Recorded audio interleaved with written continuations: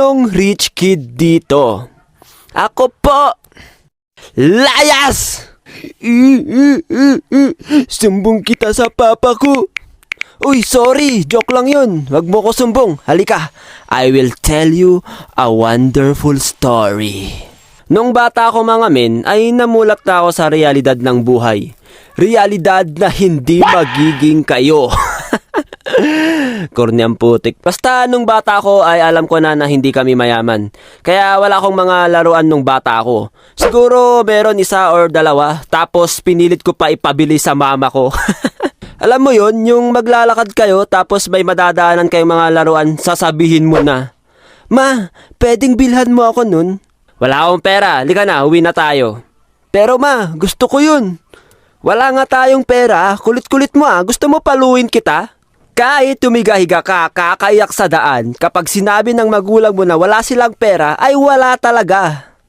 Pero may time na binilhan nila ako ng laruan. Di ko alam kung umepek yung pagmamakaawa ko sa kanila Basta binilhan nila ako ng Beyblade. Yung local lang, yung nabibili sa Gedli. Pero kahit ganun yung Beyblade ko ay in-enjoy ko pa rin to. Kinuha ko yung kawali namin at doon ako nag-Beyblade. Twisting Fireball Technique! Nauso pa dati yung Let's Go at Crash Gear na laruan na hindi ko afford. So ang ginawa ko, inipon ko yung mga baon ko tapos ibinili ko ng Let's Go. Nung nakabili na ako ay nilaro ko siya at madaling nasira. Dahil nga madali masira ang mga laruan na yon, ay gumagawa na lang ako ng sarili kong laruan. Yung kukuha ko ng kahoy tapos lalagyan ko ng gulong gamit yung tansa ng soft drinks. Hindi siya automatic na tumatakbo pero matibay. May nakikita pa ako dati ng mga bata na meron silang kick scooter. At nainggit ako dati dahil meron silang ganon. Nakikipaglaro ako sa kanila pero minsan lang nila pinapahiram sa akin. At dito na nabuo ang napakabobo kong idea. Sinabi ko sa sarili ko na gagawa ako ng sarili kong kick scooter. Kumuha ko ng kahoy at yun ang ginawa kong manobela at apakan ng aking ginagawang scooter. At yung gulong naman ay kinuha ko sa isang office chair na sira na. At nung sinubukan ko na siya gamitin sa kalsada ay okay naman, umiikot yung gulong. Ang problema, hindi ko mailiko yung manobela dahil nakapako lang to. At di ko alam kung paano ko gagawin yung parang sa totoong kick scooter talaga. Sino na nakapaglaro ng mga to? Siguro mga batang 90s makaka-relate dito Nakapaglaro na ba kayo ng Jackstone? Yung patatalbugin mo yung rubber ball tapos may mga jack or pebbles kayong pupulutin. Tapos i-catch mo ulit yung rubber ball after mag-bounce. Potek Ben, sa sobrang fast hands ko nung bata ako, natatalo ko yung mga babaeng kalaro ko.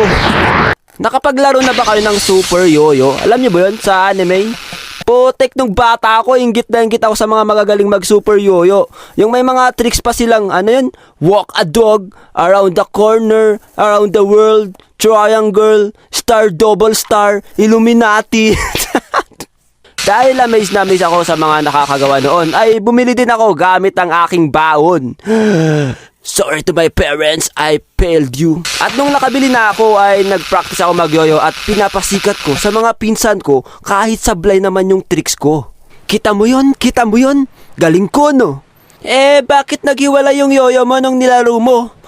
Bonak ka ba? Ano yan? Splitting yoyo technique. Di mo ba alam yun?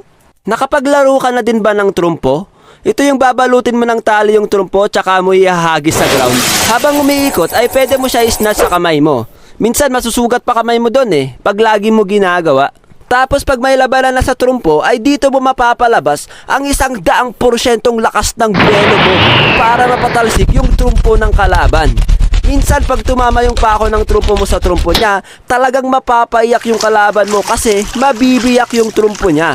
Naalala ko pa nga dati nung first time ko bumili ng trumpo Kinapture ng isang higher grade bully yung trumpo ko. Capture!